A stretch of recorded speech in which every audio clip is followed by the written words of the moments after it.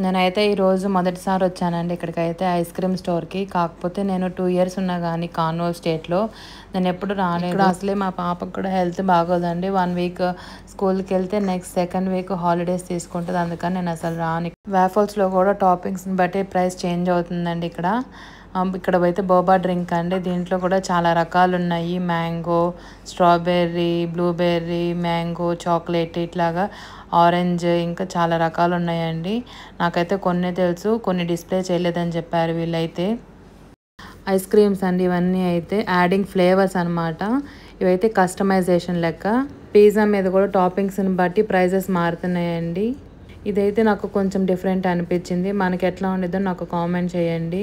ఇక్కడ milk shakes అయితే different ఉన్నాయండి. వెన్నెలా, స్ట్రాబెర్రీ, ఓరియో అని, లూక్టస్ అని చాలా ఉన్నాయి.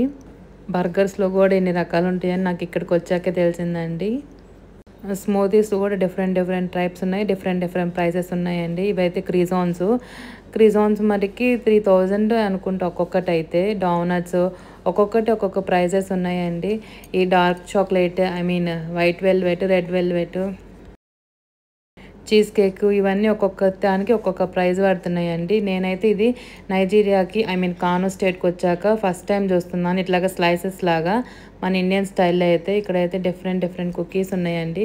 ఇవన్నీ అయితే నేను ఫస్ట్ టైం చూస్తున్నానండి ఇక్కడ ఉండడం మట్టికి. ఎందుకంటే మేము ఇంతకుముందు 2-3 స్టేట్స్లో ఉన్నాం కానీ ఇట్లాగ ఎక్కడా చూడలేదు. అందుకని టార్ట్ అని, కుకీస్ అని ఇట్లా చాలా ఉన్నాయి. మీకు దీంట్లో ఏ కుకీస్ తెలుసో ఒకసారి కామెంట్ చేయండి, నేను కూడా తెలుసుకుంటాను. ఇవైతే milk compound and white compound cookies. టార్ట్లో కూడా చాలా రకాలు ఉన్నాయండి. ఇక్కడ డిఫరెంట్ షేప్స్ ఉన్నాయి. మీకు దీంట్లో ఏది నచ్చింది లేకుంటే ఏది మీకు తెలుసు అనేది ఒకసారి కామెంట్ చేయండి. ఇక్కడైతే మన ఇండియన్ స్టైల్ కేక్స్ అండి. డెకరేషన్ ఇట్లా ఉంది కానీ లోపల అయితే ఒకటే బేస్ ఉంటుందండి. లైక్ మన ఇండియన్ స్టైల్లో లాగా కేక్ని స్లైసెస్ చేసి క్రీమ్ అయితే ఉండదండి. జస్ట్ బేస్ని పెట్టి క్రీమింగే ఉంటుంది. ఇవైతే milk cake, Oreo cake, tres leches cake అంటాం కదా మనం. అయితే వీళ్ళకి మిల్క్ కేక్ అంటేనే తెలుస్తుందండి. బేకన్ సర్వ్ ఉన్నాయి కదండి, అట్లాంటి కేక్స్, కోకోనట్ కుకీస్, బ్రౌనీస్ ఇవైతే నేను చూస్తాం ఇదే ఫస్ట్ టైం. ఇక్కడైతే మ్యాక్రోన్స్ చూసాను. మ్యాక్రోన్స్లో అయితే ఫిల్లింగ్ అయితే లేదండి. ఇదైతే వైట్ ఫారెస్ట్ కేక్ అనమాట. ఇవైతే ఐస్ క్రీమ్స్ అండి. నేనైతే రెసిపీస్ కోసం కూడా ట్రై చేశాను కొన్ని కానీ వాళ్ళు ఎలో చేయలేదు అసలు. అంటే కొన్ని రెస్ట్రిక్షన్స్ ఉన్నాయి, ఎలో చేయమని చెప్పారు. కేక్ పర్ఫెక్ట్ అని.